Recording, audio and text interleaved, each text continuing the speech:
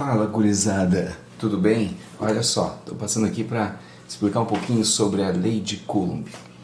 O que tu sabe, né? Sabe aquela historinha de que os opostos se atraem e os iguais se repelem? Pois é, de onde é que vem isso? Isso vem lá da lei de Coulomb das cargas elétricas, ok? Então assim, a gente já sabe, né, que nós temos as cargas positivas e negativas, tá? Cargas de mesmo sinal, então se você tiver uma carga positiva e outra carguinha positiva, elas vão se repelir, né? Essa empurra, se essa é a carga A e essa é a carga B, então a carga A empurra a carga B para cá, então essa é a força de A sobre B, certo? E esta é a força que B empurra A para cá, então é a força de B sobre A, ok? Essas cargas, tá? A lei de Coulomb, ela versa sobre cargas puntiformes. O que seriam cargas puntiformes? Seriam carguinhas tão pequenininhas que as dimensões dela não seriam relevantes, tá? E as cargas, elas estão separadas por uma distância, eu vou chamar de D, ok? Cargas de mesmo sinal se repelem, né? Se fosse positivo, positiva, se repelem. Se fosse negativa, negativa, também acabariam se repelindo. E cargas de sinais opostos, né, se atraem. Então, se nós tivéssemos aqui duas cargas, uma positiva e a outra negativa, vou chamar essa aqui de A e essa aqui de B, né? Cargas de sinais opostos se atraem, então A puxaria B para cá e B puxaria essa aqui, né, A para lá. Então essa é a força de... Essa aqui é a força que A faz em cima de B e essa aqui é a força que B faz em cima de A, ok? Cargas puntiformes também separadas por uma distânciazinha aqui que eu vou chamar de D, né? Cargas puntiformes, que bonito, ó, cuticute, tá?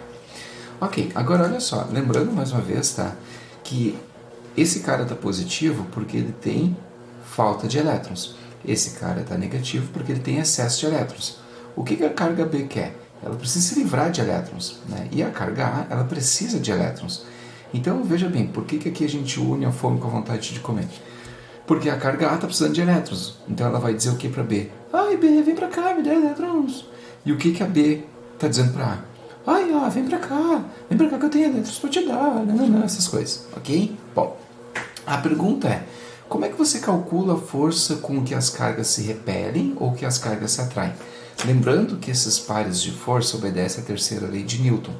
Elas têm o mesmo valor, então se aqui for 20 newtons, aqui é 20 newtons, elas têm mesma direção, ambas aqui nesse caso na horizontal, tá? Sentidos opostos e aplicadas em corpos diferentes, por isso que elas não se anulam, ok? Nesse caso aqui também obedece à terceira lei de Newton, ó. Se essa aqui for de, 8 newtons, essa aqui vai ser de 8 newtons, mesma direção, ambas na horizontal, sentidos opostos e aplicados em corpos diferentes. Então, obedece à terceira lei de Newton, não tem problema nenhum. Essas cargas, tá, elas estão num determinado meio. O que é o meio? O meio, tá, é o meio físico que envolve as cargas, tá? Se fosse uma experiência, nesse caso aqui, onde eu estou no meu apartamento agora, o meio físico seria o ar atmosférico, tá? Mas, geralmente, nos exercícios, o meio físico que envolve as cargas é o próprio vácuo. Por que isso é importante ressaltar? Porque o meio influencia no valor dessas forças aqui, ó, no cálculo delas. O cálculo dessa força é dado pela lei de Coulomb. Como é que você calcula a força com que as cargas se atraem ou se repelem? A força é dada pela seguinte expressão. Força de atração e de repulsão é dada por K, que multiplica carga de A vezes carga de B em módulo, ou seja, o sinal não nos interessa, tá? Dividido pela distância que separa elas ao quadrado, ok? Carga de A é o valor que a carga tem, carga de B também, o valor que elas têm, né, nos exemplos que vão vir aí na sequência. D é a distância que separa as cargas, lembrando que elas são pontiformes, então não interessa o diâmetro da carga, como se elas fossem um pontinho bem pequenininho, cujas dimensões não são interessantes. Mas tem um cara aqui que chama atenção, que é esse aqui, ó, o K. Quem é o K? O K é uma constante, tá, elétrica ou constante eletrostática, tá? Constante elétrica do meio. Constante elétrica do meio, tá? No vácuo, que é onde a maioria dos exercícios aparece, o K ele tem valor de 9 vezes 10 na 9 Newton vezes metro quadrado dividido por Coulomb ao quadrado. Aí tu pensa assim, ó, putz grilo, mas que unidade desgraçada. Gente, essa unidade aqui, ó, tá? O K eu diria que ele é a mãe. Por quê? Porque ele que manda na situação.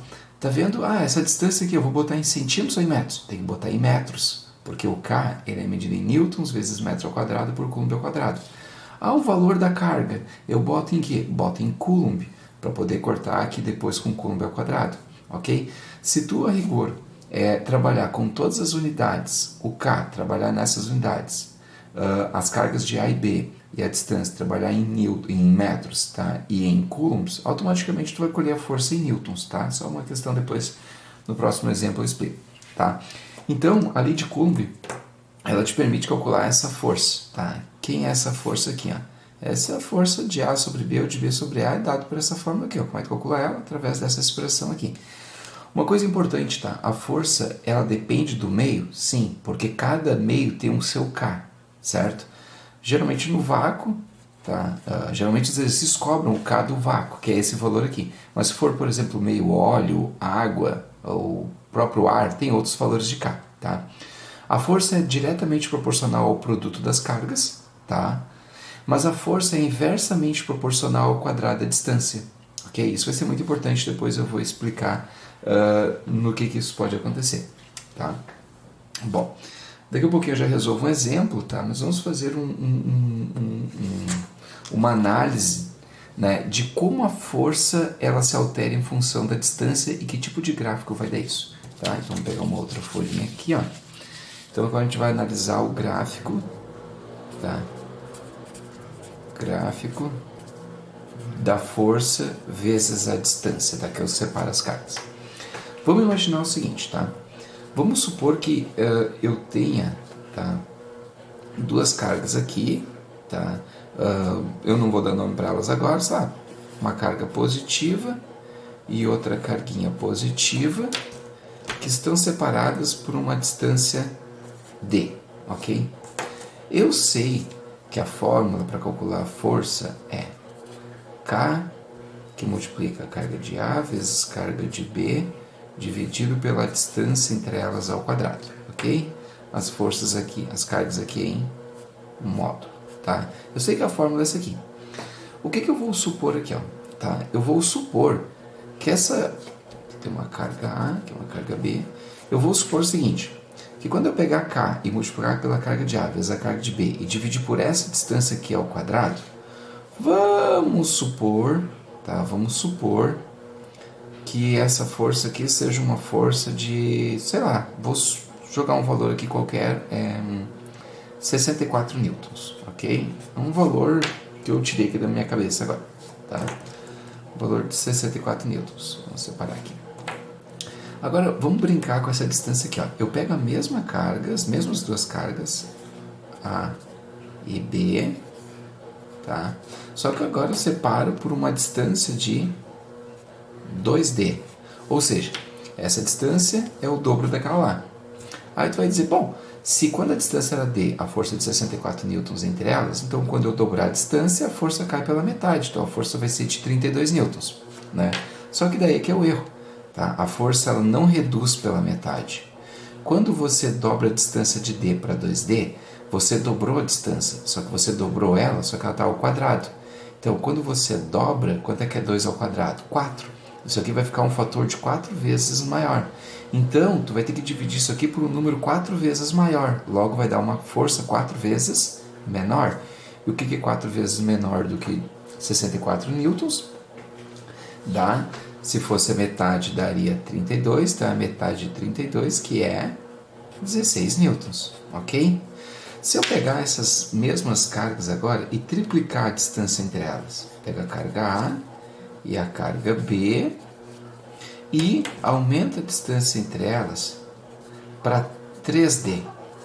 Aí tu pensa, putz, o que vai acontecer com a força agora? olha só. De D para 3D, eu tripliquei a distância. Quando você triplica a distância, você aumentou isso aqui no fator de 3 vezes, só que 3 vezes ao quadrado, então 3 ao quadrado vai dar 9. Então isso aqui vai ficar dividido por um fator de 9 vezes mais, então vai dar uma força 9 vezes menor do que 64. E o que é 9 vezes menor que 64? Divide 64 por 9, vai dar? Diz aí, tá pensando? Matemáticazinha tá ruim? A minha também. Divide 64 por 9, vai dar 8 vezes 9, dá 72, não, dá menos, dá 6 vezes, dá 7 vezes 9, dá 63, é isso? Vai dar 7, uns cocô? Dá 7 vezes 9, vai dar 7, uns cocôzinho de newtons, ok? E se a gente aumentar a distância para pegar as cargas ali, ó, tá, carga A e carga B, tá ficando fora de escala aqui, mas o importante é você entender, e aumentar a distância para 4D, né? É como se aqui fosse 1 metro, aqui são 4 metros, né? Quanto vai ficar a força agora aqui? Bom, como de D para 4D eu aumentei 4 vezes a distância, então vai ficar 4 vezes ao quadrado, que vai dar 16. Então tu vai pegar isso aqui e vai dividir por um fator de 16 vezes mais. Então vai dar uma força 16 vezes menor que isso aqui. E 16 vezes menor que isso ali, então vai ser o contrário disso aqui, vai dar uma força de 4 newtons. Ok? Beleza. Olha só, agora se eu for fazer o gráfico da força pela distância, né, como é que vai se comportar a força pela distância num gráfico? Então vamos desenhar aqui, ó, um gráfico de força em newtons pela distância. Aqui eu chamei a distância em D, né? Então vou usar a própria medida em D, tá? Então eu vou graduar aqui, dividir em espacinhos iguais, vou graduar aqui, ó, D, 2D, 3D, 4D, D, 2D, 3D, 4D.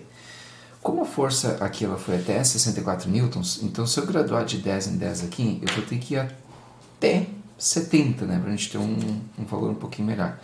Então vamos lá, 10, 20, 30, 40, 50, 60, 70. Ó, vou botar aqui, vai ficar pequenininho aqui, mas vai dar pra ver. 10 newtons, 20 newtons, 30 newtons, 40 newtons, 50 newtons, 60 newtons, 70 newtons. Vou marcar os pontos aqui, ó. Quando a distância era D, a força era de 64 newtons, né? A força que eu supus lá no começo. Então, por uma distância D, força de 64 newtons. Deve estar mais ou menos ali, ó. Quando a distância era 2D, a força caiu para 16 newtons. 2D está aqui e 16 newtons está um pouquinho antes do 20 que é, tá? Quando a distância era de 3D, a força caiu para 7 newtons. Pô, 7 newtons está 3 a menos aqui de 10, ó. Beleza? E quando a distância era de 4D, a força caiu para 4 newtons, que é menos da metade de 10 aqui, ó. Tá mais para baixo aqui um pouquinho, nananã. Quando eu conecto os pontos, olha o que acontece. Vamos uma curva assim, ok? Olha que legal que ficou o gráfico da força em função da distância. Conforme tu vai aumentando a distância, a força vai diminuindo muito mais pronunciadamente, porque a força diminui com o inverso do quadrado da distância. Num gráfico passado limpo, né, se eu fizesse um gráfico de força por distância, né, ficaria alguma coisa mais ou menos assim, ok? Isso é importante para questões de vestibulares. Tá, gurizada? Logo, logo vem mais vídeo aí com exercícios resolvidos sobre a lei de Coulomb. Então, só recapitulando, aqui na primeira parte da aula, a gente viu a origem, né, do que depende a força de atração e repulsão entre as cargas e como é que fica reduzida a fórmula, certo? E aqui, na segunda parte da aula, eu te mostrei como é que ficaria um gráfico de força por distância, conforme tu vai aumentando a distância ou diminuindo a distância, né, entre duas cargas, como é que fica o comportamento da força em função da distância, tá? Então a primeira aulinha era isso, tá? E a gente retoma isso aqui em sala de aula e aí a gente tira as dúvidas que porventura surgirem, tá? Valeu, até mais!